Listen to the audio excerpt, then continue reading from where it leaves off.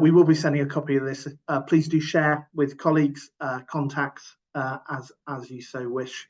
So moving on, I'd just like to welcome and introduce three esteemed colleagues who are all part of the Platform family. So first part of today will be a presentation from Zoe Jefferys, who's clinical psychologist in training at NHS Wales, who's actually on placement with us at the moment. And so Zoe will be presenting her thoughts, reflections, knowledge on the topic of compassionate leadership. And then Claire-Marie Heaney is our head of relational practice at Platform. So we are living the journey. So today is not just about passing psychosocial information. It is a story about where Platform is. And alongside that, Ewan Hilton, Chief Executive of Platform, will be reflecting on his journey of taking a big organization, a complex organization, through the thinking of embracing compassionate leadership and seeing what effects and opportunities that can really have on an organization. So thank you so much to the three on our panel today for agreeing to join in. It's really appreciated. Okay, moving on.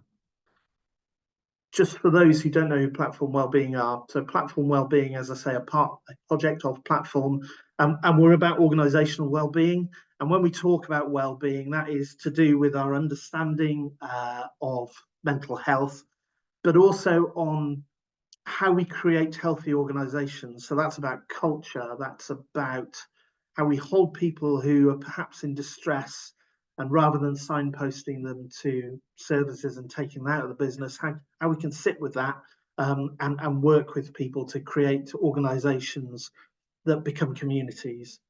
We spend most of our life in work, and actually creating healthy environments is a good thing to do, and actually a profitable and productive thing to do.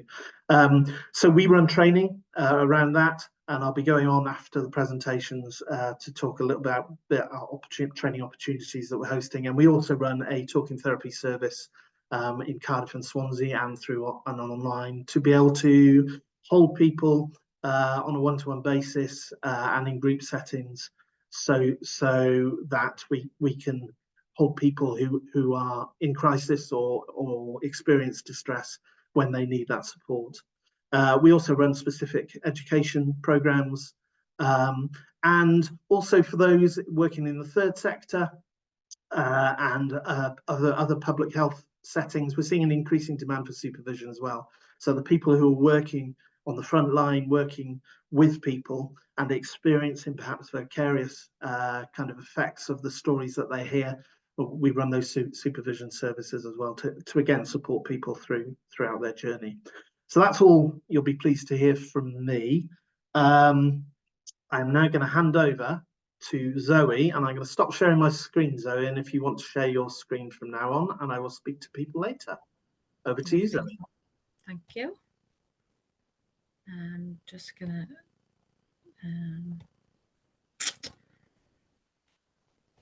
double check that everybody can see my slide. Can everybody see that? I can't see anybody now, so please somebody give me, some verbal confirmation. Yes, Lovely, thank you.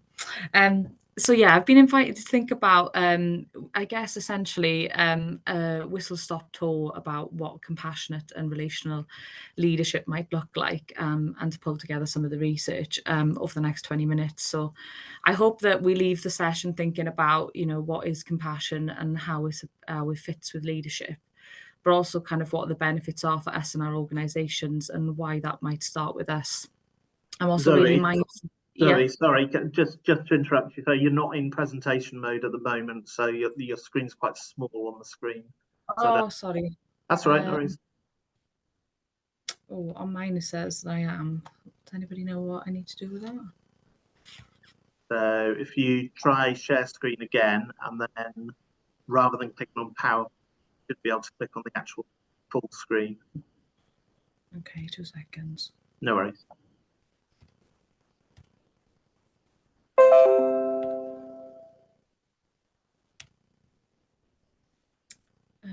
If I just share screen in that way.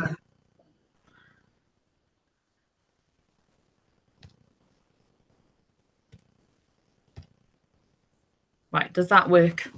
There we go. Yeah, perfect. Thank you. Lovely. Sorry about that. Thank you. No, thank you for letting me know. So yeah, that's what we hope to we hope you kind of leave your thinking about today. But I'm really mindful that talking about compassion can bring up some really tricky things for people. And, I'm encouraging you to check in with yourself and engage with the material in terms of how much or how little you feel you have capacity to do so today as well. So what is compassion? I think compassion is both kind of timeless and timely in some respects, in terms of it's been around for a really long time in terms of religious teachings and philosophical teachings, but it's both timely as well in terms of there's increasing importance about how this impacts kind of the human condition and how this can be beneficial. And this is a quote taken from Paul Gilbert, who's the founder of Compassion Focused Therapy. And he defines compassion as a sensitivity to suffering in self and others, and a commitment to try to alleviate and prevent this. And he talked about this process really developing in attachment from kind of getting our needs met from our caregivers. But I guess, it makes a lot of sense for us to be to think about other people's suffering and to try to support other people, given that we're a social species. And I guess we wouldn't have survived as a species if we didn't kind of connect to other people. And it had me thinking about some of the other processes that we have in terms of getting people to connect with other people's emotions. From, if we're being compassionate with others, often our mirror neurons are synced with another person in terms of really feeling that emotion ourselves, but also kind of being able to mentalize and predict how other people might be feeling.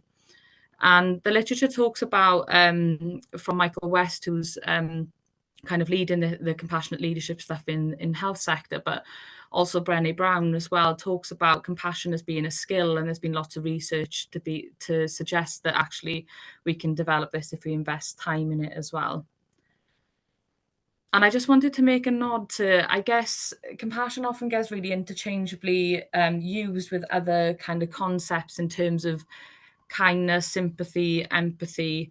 And I guess each of these constructs are extremely useful in different contexts. But I just want to draw our attention to what we mean by compassion and how they're different. So first, thinking about empathy in terms, I guess empathy came from the German word of feeling into.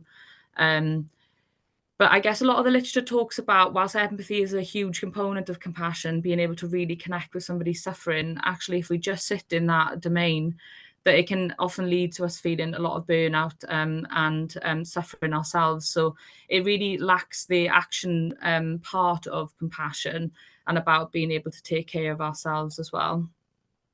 And I also want to think about altruism. I'm not sure if you can connect to maybe being this person or kind of recognizing somebody in work, but thinking about people who are, really connected to their role and really giving, but often kind of might be the people that stay late and maybe kind of give to others at the sacrifice of their own needs. And we're really rewarded by pro-social behaviors, as social creatures, but essentially kind of it can be really costly in terms of maybe a lack of boundaries. And we want to keep, in terms of compassion, we want to think about keeping within that kind of zone of fabulousness, as a term I've recently come across, which I like. And lastly, I just want to kind of draw our attention to kindness. I think kindness is another buzzword in organizations in terms of making our organizations more kind. But and I don't think I'd have I think on the drawing it talks about I brought cake, which I'd never turned down either. But essentially it's not always linked to alleviating suffering, whereas I think compassion is exactly that. And I don't think we can talk about compassion without acknowledging suffering. And I guess what I mean by suffering is distress. And suffering might sound initially like a really strange word to use in terms of organizational life, but I guess I was, hoping that you could reflect on maybe there'd been a time where you'd come home from work and felt really despondent, or experience things like really tricky things like bullying or discrimination or possibly harm at work. And even just dealing with the demands of, emotional and physically trying to deal with the demands of work-life balance. And regardless of those power regardless of what our title is in our organizations, essentially we're first and foremost human beings. And I really like this kind of extract from one of the books I was reading on compassionate leadership, so I'm just going to read that out to you. We all want to connect, and we're all alike in many ways. We all cry, we all get sick, we all experience emotions, and we all have fears. We're all valuable, we all make mistakes, and we all needed help at times. We all have expectations that weren't met. We all have a desire to be happy, and we're all exposed to suffering along the journey. We're all doing our best, and this is our common humanity.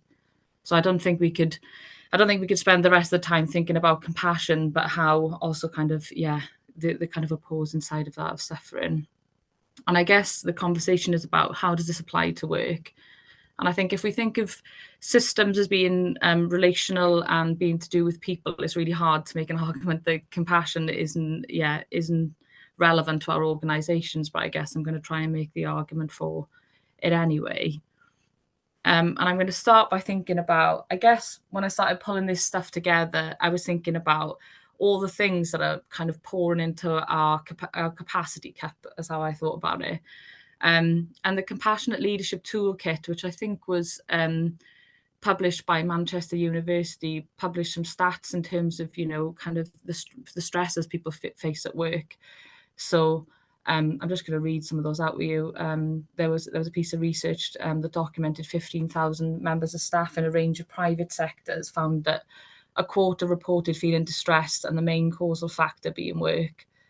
And the same researcher looked at emotional security at work and found that in 80% of employees, in 80% of employers believed that people in their workplace could talk about their emotional well-being. And when they asked the employees, actually only 10% said that they would. And I think it's not just the case in private sector, but I think there's just a growing amount of research, particularly if you look at West's work, about how there's a debilitating amount of stress increasing in staff in healthcare settings as well, amongst other places. And like Pete to kind of reference just now, actually we spend a huge amount of time in work. I was quite horrified by this graph, really. So kind of an average Brit kind of starting work at 18 and finish at retirement age, you spend nearly 19% of your time in work. So we really want to make it a place that you enjoy being at. And, we don't stop being people at work, essentially. Our workplace is a place where we experience all of our highs and lows of what it is to be a person. And our workplace can facilitate that, but it can also hinder that. So, I was thinking in terms of, how stress can be caused by work in terms of, maybe poor contracts or inadequate control over the environment, etc. And we know there's lots of research that indicates that actually, prolonged stress has an impact on inflammation, which impacts on, chronic disease processes. But also loneliness has a huge impact, and I think it's more kind of it's becoming more and more common within our culture. But it's also sometimes facilitated by work. So I was thinking in the context of COVID and work from home that, a lot of us experience isolation, but also kind of, we can be in teams and have a really perceived distance from other people as well.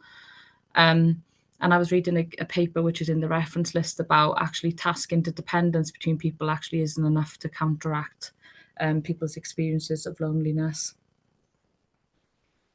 And I quite like this quote, but I guess I was thinking about, if we forget to be human in work and we forget that, these are people with really complex lives, that we can end up kind of, doing things we're not particularly proud of. And it made me think about kind of where compassionate leadership has come from in healthcare settings in terms of the Francis report. Where there was quite harrowing accounts of abuse carried out at Stafford Hospital, which you can take a look at if you're interested in that. But essentially, if you forget about people, then we can end up going to really dark places. So what do we mean by compassionate leadership? So there was a systematic review that came out with this lovely wordy definition, but I think it's quite good. So compassionate leadership can be conceived as a personality encompassing the traits and behaviours of compassionate love, care, selflessness, wisdom, integrity, empathy, accountability, authenticity, presence, dignity, self-compassion, and self-cultivation. as a matter of inducing, motivating, and influencing and persuading people to achieve their personal and organisational growth. So I think for me, this definition really captures the move from kind of management structures into leadership and what we mean by that, in terms of providing nurturing environments to allow people to flourish and promote their well-being and identity. I don't think we could talk about compassionate leadership in organisations without talking about Jane Dutton, who basically took our understanding of compassion from an emotional state into an interpersonal process. And she talks about these 4 key areas in terms of how we can be compassionate at work. And I'm just going to whiz through these, but I'd encourage you to take a look at her the paper as well. But essentially, the first one is around noticing, our ability to tune into other people and to notice those cues. And they're often super faint, so we have to use our intuition and active listening skills and ask questions. And I was thinking about like how hard that is in our current context, in I'm sure kind of whatever context you work in, that we're extremely busy and distracted, which can often lead us to kind of to miss people's kind of cues to pain as well. But we're also functioning in really kind of tricky times in terms of things that are going on more broadly in society. And we're constantly bombarded with really difficult news stories. So I was thinking about people actually move to a place of self-preservation in some cases, which is another barrier to, I think us noticing other people's distress. And she also talks about feelings. So that's kind of empathetic concern, being able to really connect with another person. And again, reflecting on some of the things we've talked about so far, actually, when our capacity cap is full, that can be a really tricky thing to do.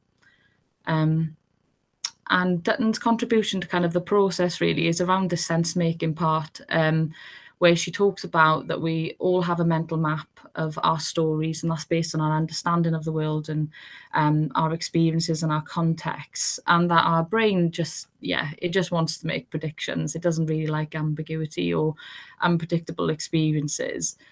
But with the stories that we make, they're essentially flawed. They're extremely biased, kind of making biases and judgments about who's deserving of suffering and who's not. And she talks about actually, to get a real kind of more accurate understanding of sense making, that we need to share stories together. And the last bit is about how we respond and act on that. And I guess I just wanted to make a nod to the first 3 being, actions in themselves, actually noticing, feeling with, and making sense of things.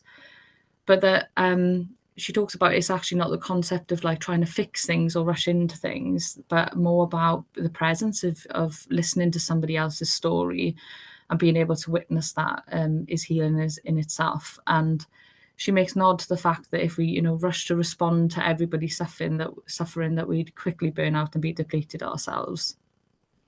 So this is a bit of a feedback loop as well. How we experience this, doing this once, will impact how we do that again. And Michael West also talks about, meeting our employees' needs. We don't stop being people when we go to work. And I think this overlaps quite a lot with Maslow's hierarchy of needs, if you're familiar with that. But talking about people really needing to feel a sense of choice and freedom, being really connected to the team and feeling valued and being able to influence their environment. And the importance of meeting people's core needs really helps with people's well-being and the organisation in terms of motivation as well. And I was going to ask you to think about a time, recently where you felt mildly frustrated at work and how people responded to that. You might have had people respond compassionately. And I'd be interested to think about, what behaviours people exhibited to you. But you might have had people that didn't respond compassionately or didn't notice or respond authentically. And I guess I was interested about how you would have liked them to respond. Whilst thinking about what the literature says, which is the key characteristics of leadership behaviours and whether they match, because I think leaders have, a key part to play in terms of how they set up their organisation, what they reward, and how they communicate what's valued. And we know as a social species that, we all, we experience emotional contagion that actually, if it's set by a few people, that actually can ripple down through organisations as well. So again, this is not exhaustive, but these are 3 people that I thought really impacted the literature and compassionate leadership. But in terms of West's work on the left, which is from a health context, he really supports the idea of listening with fascination, being curious, and showing humility to the challenges that people in our systems face. And they do that through open dialogue. And not imposing an understanding on people, and really embracing those as a leader to help people to be able to do the job that they were trained to do. The second, so the imperfect leader, the middle column. So Steve Mumby's got a different context. So he's from an educational context, and he talks about in times of crisis and uncertainty, actually what we need is an imperfect leader. And I'd be really interested about like how comfortable people feel with being imperfect. But essentially kind of really emphasizing that we need that in order to build trust and to be able to inspire other people to step into leadership roles. And he really makes a nod to leaders being self-aware, admitting to mistakes, and being open to moving from an egocentric kind of leadership style to a more collective mindset. And I think that fits again with Brené Brown. I don't know if any of you had a chance to look at her TED talk on vulnerability, but it's really inspiring. And she talks about courageous leadership as being able to sit with discomfort and to be able to be curious. And in times of difficulty, being able to kind of still move in the direction of your values, which, I think compassionate leadership can sometimes get a rep that is really kind of just the soft stuff, the nurturing stuff, but it's also about showing up and, kind of embracing these qualities when you need to do the hard stuff as well, in terms of, thinking about the relationship and the person when we are doing things like, giving performance reviews or having to leave people go from the organisation. So I think, and I hope, the training program that Platform are developing goes into this a little bit further to think about how we might do that as well. But also thinking about, how do we build that culture as well? It's not just down, we can't expect just leaders to take the role of nurturing cultures. We're all responsible for shaping compassionate cultures on a daily basis. And I really like this quote from Brené Brown that mentions, if we want people to show up and to bring their whole selves, included unarmored hearts, so that we can innovate, solve problems, and serve people, we want to be vigilant about how to create a culture in which people can feel safe, seen, heard, and respected. So I think that captures it really well. But these are some of the kind of other concepts that keeps coming up in the compassionate literature in terms of, building environments that allow people to express their suffering and where people respond appropriately. Being able to have honest and transparent communication within the organisation, but also, being able to have conversations that are clear, kind, and direct. And Michael Wells also talks about inclusivity, and essentially, if an organisation is not inclusive, then it's definitely not compassionate. And he acknowledges the rippling effects that creating these cultures in workplace has on societies more general. He also talks about collective leadership and essentially valuing all voices regardless of hierarchies. And he emphasises that it's all our responsibility and to hold accountability for our environments, and talks to socialising power throughout the systems.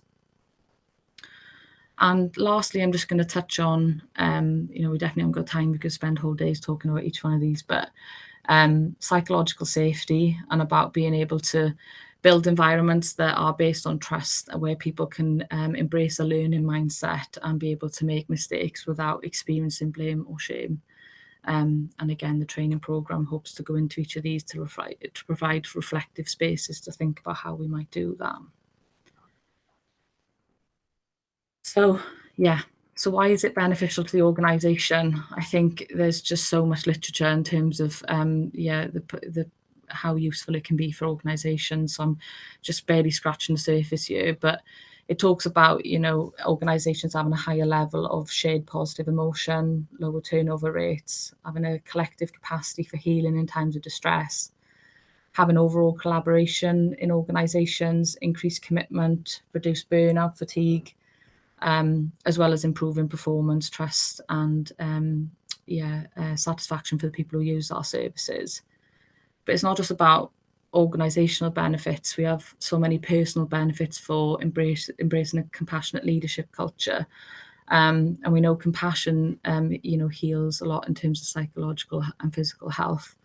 But it also kind of gives us a sense of worth and feeling valued in the workplace as well, and helps us to shape our sense making of ourselves, you know, thinking about seeing ourselves more capable, but also how we see the world, seeing the world as more humane. And just very briefly, I guess I couldn't kind of talk about this without acknowledging that essentially for us to be able to do this as leaders, you know, we have to try our best to kind of keep in this learning and listening zone.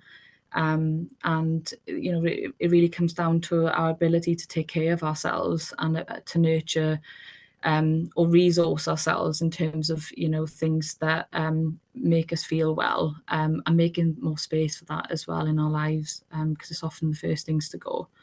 And thinking about that from, you know, a variety of domain perspectives in terms of social, physical, emotional, creativity, learning, but also acknowledging that self-awareness component about being aware when we've moved outside of our window of tolerance, and keeping on embedding a reflective process in our leadership as well. And I don't think we can have time to touch on that, but I'm going to leave you with this quote, which I think really encompasses and embodies what I'm trying to say. So what really counts is that in the moments of pain and suffering, someone stays with us. Most important than any particular action or word of advice is the simple presence of someone who cares. In a time so filled with methods and techniques designed to change people, to influence their behaviour and to make them do new things and think new thoughts, we have lost the simple but difficult gift of being present with each other. We have lost the gift because we have been led to believe that presence must be useful. We have forgotten that it is often in our useless, unpretentious and humble presence to each other that we feel most consolidation and comfort. Simply being with someone is difficult because it asks of us that we share in another person's vulnerability, enter with him or her into the experiences of weakness, powerlessness, become part of uncertainty and give up control and self-determination. And still, whenever this happens, new strength and new hope is born. For this reason, those who sit with us are the ones who bring new hope and help us discover new directions. And yeah, that's me at a close. Thank you. Brilliant. Thank you so much, Zoe. Really appreciated. I'm just going to talk to Rachel, who sat in the background. I think, Rachel, you're now going to pin myself, Ewan, Claire-Marie and Zoe to the video wall. Is that correct? Hopefully that's happening as we speak. Yes, I'm pinning you now, Pete. Okay, brilliant, lovely. Thanks, Rachel. Lots to think about there, and as Zoe alluded to, we're working on building a suite of training around compassionate leadership. You know, 20 minutes, you're not going to go from non-compassionate to compassionate leader. There's a lot of things to dwell on and reflect. As part of the structure of our webinars, what we like to do is bring in some lived experience. So people that have gone through that we're talking about, and that gives us an opportunity to introduce people from Platform. So Ewan Hilton is our chief exec. Claire-Marie is leading. Claire-Marie Heaney is leading our relational practice within Platform. So if I can just bring in Ewan at this stage, and just pose a question, thinking about the stuff we've heard from Zoe, and thinking about the journey that you've been on with Platform, on why this becomes relevant in kind of the Platform platform world, and what made you start thinking about this kind of stuff? Thanks, Pete, and morning, everybody. It's very nice to be here, and thank you all for joining us. There was so much that Zoe talked about that resonated. My brain is kind of jumping all around the place. So a couple of things to start with. I think particularly the imperfect leader. I continually feel imperfect and flawed. And I think when we start to think about how we bring people with us, being able to tell an honest story is one of the most important things around how we start to think about compassion in the workplace and compassionate leadership. But just for those of you that don't know, Platform is a mental health and social change charity. We support around 12,000 people every year in various ways in the community. The work we do and the people who we employ to do it is really, really tough and getting tougher. And the conditions in which people are working are really tough. The majority of our work is commissioned by local authorities or health boards who are also in a really, really tough place. So we have a reasonably large workforce who aren't reasonably well paid, who are doing incredibly difficult work. And I think our journey, Pete, started when I started to notice that things weren't right, and we started to notice that things weren't right. So I didn't feel okay, and the organization wasn't feeling okay. And I think it's because, in a sense, at that time, we had lost our way. So for me, purpose is really, really important. Finding purpose and finding a real clarity around who we are and what we exist for, and being able to kind of shape that around really, really clear organizational values that we then live by. But this stuff isn't sort of done to by the leadership and pushed down. It kind of starts from the bottom up. So change got started for me because I noticed the organization wasn't feeling good and there was pain there. I think there was a healthy dose of making it up as we went along. I could have probably done with a webinar on compassionate leadership 6 years ago that would have helped me put a little bit of shape around this. But I was lucky enough to have a board of trustees around me that allowed me the space and time to go find out what was going on. So we did a lot of listening, a lot of really listening, and hearing the stuff that wasn't easy to hear, and shaping what we wanted the organization to be as we move forward together. I think inadvertently through that, I didn't really know what I was doing at the time, we started to create a sense of safety and belonging and trust. And I think one of the things that really struck me that Zoe was talking around is this isn't something that you can do to people. It's not formulaic. You don't go through a workforce development plan, which I think is all that is wrong with so many of the public sector attempts to transform workforce. You don't just train people to be different. You have to be different with the people that you're working alongside every day. And you've got no reason for people to trust you just because you say they can. You've got to do it. And you've got to prove that you can be trusted, and you've got to allow that trust to happen in whatever messy journey it takes. And what you will also find as you embark on that is some people really don't like it, because it's much easier not to do relationships sometimes, and for some people in work. And so you will go through processes of people not wanting to be around. So there's the kind of compassion isn't kind and cuddly and lovely all the time. Compassion is really hard. Doing relationships in work is hard. But what I know we have now is an organization that feels to me full of warriors who want to change the world and are coalesced around a purpose that is clear to everybody. And I feel we're growing in strength. When we embarked on this journey, it's around 6 years ago now, that isn't who we were and isn't what we had. I don't know whether I answered your question, but that's where the brain went. You did. Fantastic. Fantastic. And I think it's a good opportunity, therefore, to bring Claire-Marie into the conversation, because actually internally, as I said at the very beginning, we're not just preaching the good word about being compassionate. We're kind of living it. And I've been with the organisation a year, and it's challenged, as Ewan will testify, it's challenged a lot of my perceptions and experiences of the working world, and even around the use of language. I'm constantly challenging myself to go, okay, there's a better way of describing stuff. So Claire-Marie, if I can hand over to you. So you're head of relational practice in Platform. So you're working with teams, developing that conversation. Any reflections from you on what that feels like, what the tangible work is to achieve that?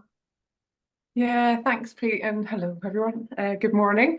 Yeah, I think, gosh, yeah, like you, and got so many different reflections going on in my head. But I guess in relation to that, it's really difficult, isn't it? In the presentation that Zoe's done, I think it was pinpointing that there isn't a specific, go-to manual that we all wish that we we had, right?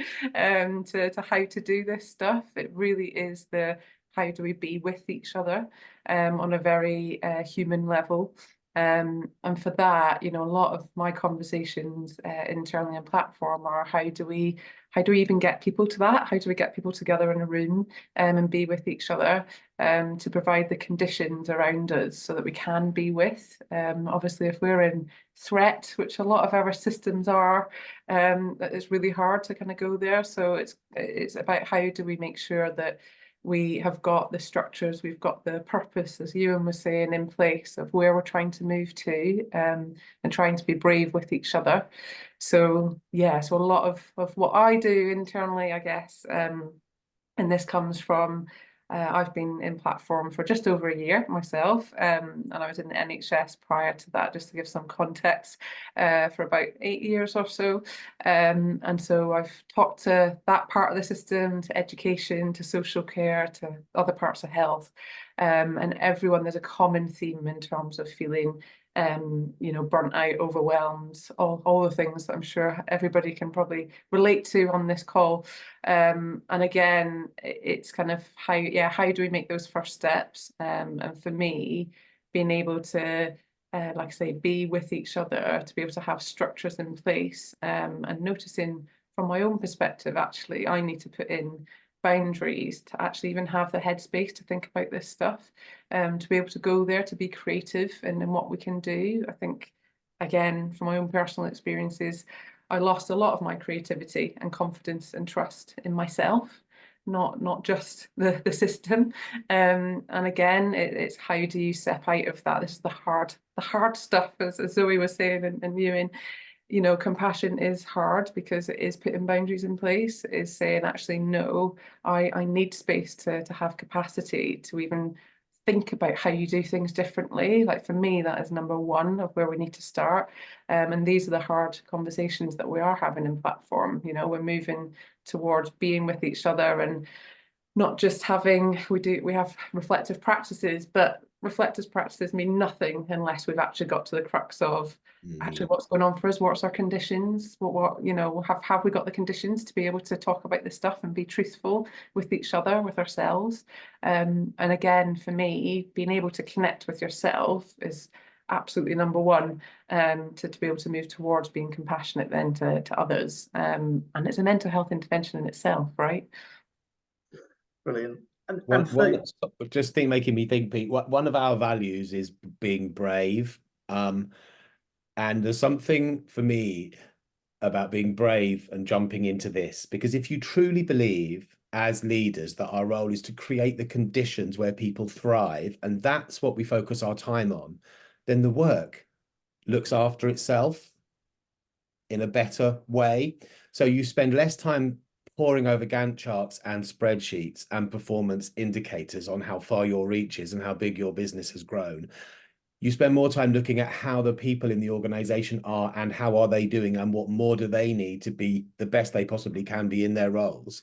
And you see magic things happen that you would never have imagined. So leap of faith makes it sound a bit more scary than perhaps it is, but there is a being brave element to this, because it speaks against a lot of public sector management theory and hierarchical traditional business practice. And it doesn't mean, I'm not saying you ditch all of that stuff, because we need to maintain some element of control over our organizations. But I truly believe that if you nurture the people that you are working alongside and create the environments where they can thrive and be brilliant, then many, many things look after themselves and are better than you can imagine. Yeah, I definitely sorry, Pete, I'm jumping in here. Tell me if you need to move on, but just really picking up on that, and that's been my experience again, and I know I would say this, I'm on a webinar with my CEO, but I definitely, in terms of coming into Platform in the past year, it's my job to, as the head of relational practice, to embody this stuff within Platform, and I have very much felt that freedom in amongst still a structure. So I think, like you were saying, Ewan, the hierarchy can squash sometimes, but it's a structure that's needed in terms of feeling safe. So that psychological safety, it's really needed, but it's how we show up in that. For me, it's always about the how, not the what. So it's really tricky, because then obviously when we go into threat mode, we want to go to certainty, don't we? We don't sit with the uncertainty very well at all, as humans, I mean. And so, it's how do we create the spaces where we can sit with that, and we don't go back to kind of hierarchical, doing to power over people. And I think, what you just said, Ewan, was really telling of my story of being in Platform, that there's a real share in power. And I think, again, that's so important, because you're going to enable people to embrace their creativity, to embrace their compassion for themselves. And absolutely, I have felt that ripples out from there. And people feel when you're being authentic, you're being genuine. And it really does, like you say, kind of, it speaks for itself then when you can create those conditions for people, even when those hard parts, as you said, Ewan, and I've definitely been in there and still am, with people, of things coming up that are really frustrating and really hurtful for people and painful. But it's how do we move through that as a collective, and not see things in a really individualistic way, which unfortunately I think in Western culture anyway, that's certainly kind of the overarching way of being. And we're trying to shift back to, actually, it's not this magical mystical thing up here that we're all trying to get a manual for. It's about coming back down and being yourself, and being authentic to yourself. Fantastic. I guess what jumps into my head there, the question for kind of both of you, but perhaps starting with you, and how do you start making that? How do you start making that change and bringing people with you? Because the work doesn't stop. All of the Gantt charts and the ambition and wanting to create more opportunities to support people doesn't stop. And yet you've got to create these conversations and find some space for them. And how do you go about doing that, if that's not too hard? Well, if we assume there's not a template and everyone's journey is personal, I guess all I can talk about is Platform's journey. We weren't always Platform. 6+ years ago, we were at a mental health charity called Goval. That was the point where we were feeling not in the right place. We started to tell an authentic story, Pete, and engage people in that conversation across the organization. And it's interesting. You talk about everyone's busy, but if you start to really want to hear from people, and you're really, really interested in what they think could be different, and if we were to start this again, how would we do it differently, and who would we be? People come and people talk and people help you shape. So I think that if there's an authenticity in your process and in the way you are going about listening and talking to people about how you feel, I had to do a huge amount of being honest about how I feel I had led the organization to the wrong place in the wrong direction, and that it was time to start thinking about this. I had an opportunity, I guess, to leave and let somebody else take over, or I had an opportunity to stay and have an adventure. Authenticity gets chucked around as a word a lot, and words lose their power and impact. I think sometimes things like compassion, trauma informed, lose their meaning because they just work their way into the language. But telling an authentic story, talking honestly about the pain I was feeling, and how it obviously felt for others, felt really important. And I suppose at the time, we were also realizing there was a problem with the narrative around mental health, sort of a very medicalized understanding of mental health. And we wanted to move to a way of understanding all of our mental health, which focused more on the things that have happened to us or hadn't been around for us, the impact of the circumstances around us, and trauma informed is a word and a way of thinking about this that's being moved around. And I was seeing lots of organisations train their frontline staff up to be trauma informed, whilst working in really traumatizing conditions in organisations that didn't care about them. And I think part of my story was, we can't expect our staff to go out and do that if we don't start living that inside first. So it's back to the do it inside first and live it inside first, and then people will go out and do that in their work anyway, because it's what they're experiencing from their employer. So I don't know, I'm feeling like, because I'm not very processy and there wasn't a Gantt chart, I wandered around talking to people inside and out outside the organisation, learning, listening, talking, learning, listening, talking, and together in Platform with a group of people who wanted to engage, shaping what the future of the organisation could look like. Fantastic. And I think Zoe, if I can just leave you with kind of the final answer. We've got a few minutes left before I go into the sort of the mopping up. And if anybody's got any questions, pop them in the chat box now. Now would be a good time. But Zoe, you're sat as a clinical psychologist in training within the NHS, which is one setting, and you're coming into Platform. How does that feel? Does it feel like a completely different beat? Yeah, I think that's a tricky question to answer, but I think You're on the spot, Pete. yeah.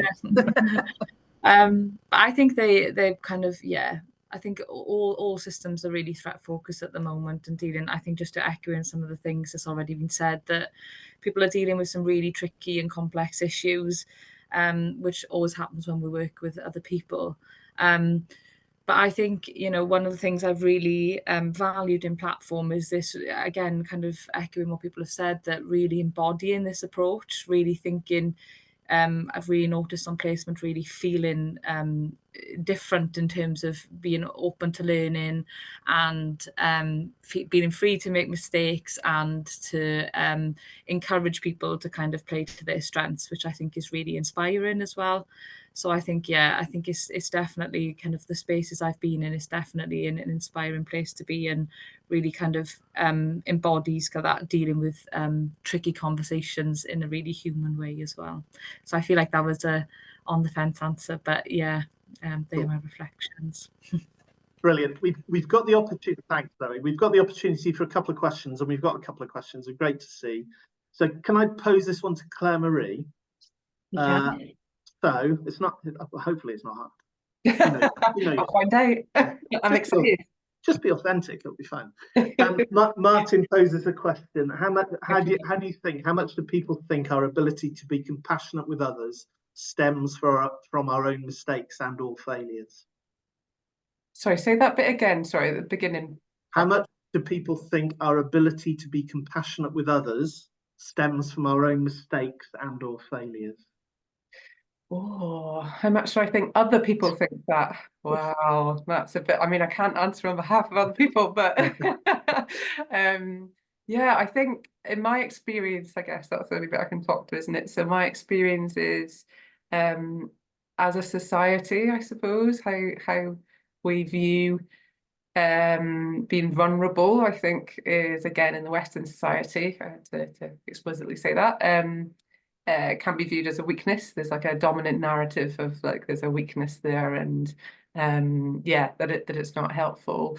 But actually, linking that into vulnerability with making mistakes is so important for compassion. Again, I think that does get let out. I think there's a lot of talk.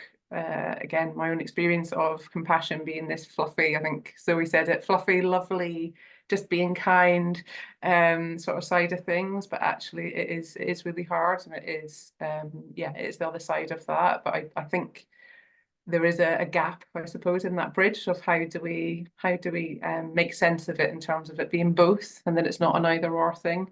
I don't know whether that specifically answers that question, but like I say, in my experience, that's the loudest part of it has been people maybe not acknowledging that it is about the vulnerability side of things, and accountability as well, which comes into it.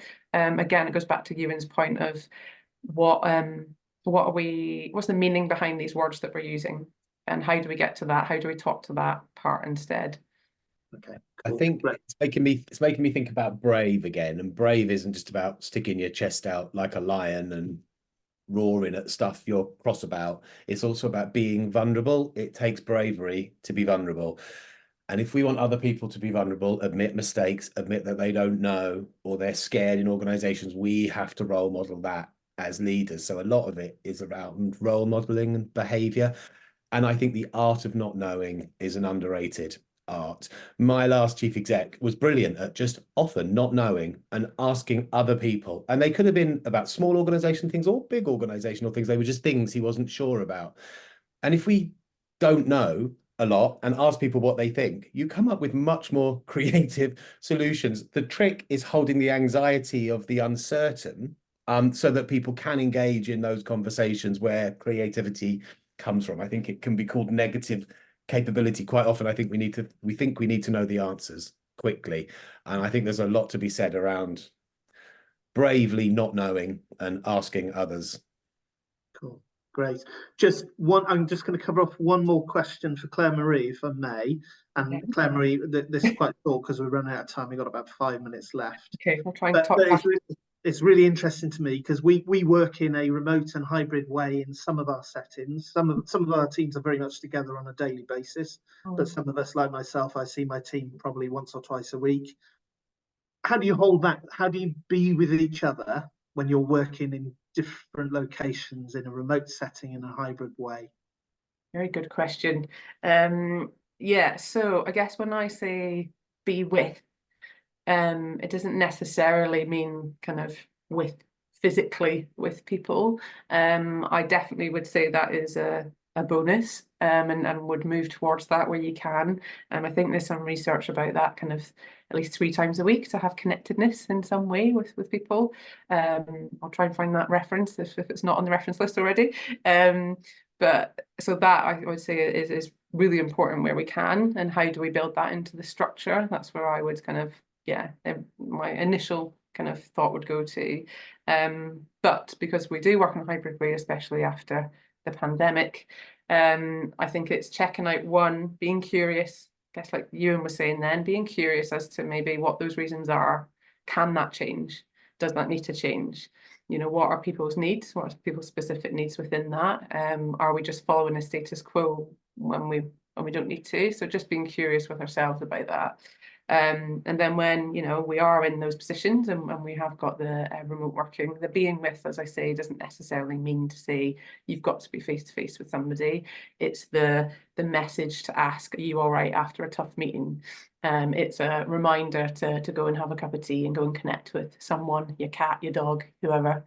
You know, it's those types of things that we mean by being with, that are, I would say, again, a lot of nuance in it, but are really, really important for when we are working online as well, and reminders of our own boundaries within that. Again, this goes back to compassion, doesn't it? It's that hard side. It's the side of saying, actually, no, I can't do that.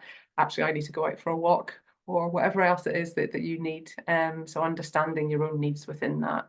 That for me is really, really important when it's remote working. So it's kind of the both, I would say, really being curious about the reasons why that is, and also then, yeah, looking at how we can do that in a way that still connects us with each other, but even when we're not able to see each other face to face. Perfect. Thank you so much. Thank you, Ewan. Thank you, Claire-Marie, and thank you, Zoe. It's really appreciated to spare your time. You're all busy people, but I appreciate it. I'm just going to very quickly share my screen again to cover off the last bits. We've done the any questions bit. We're really interested in carrying on the conversation. So I just want to highlight a few opportunities to do a bit of deeper thinking. We've recently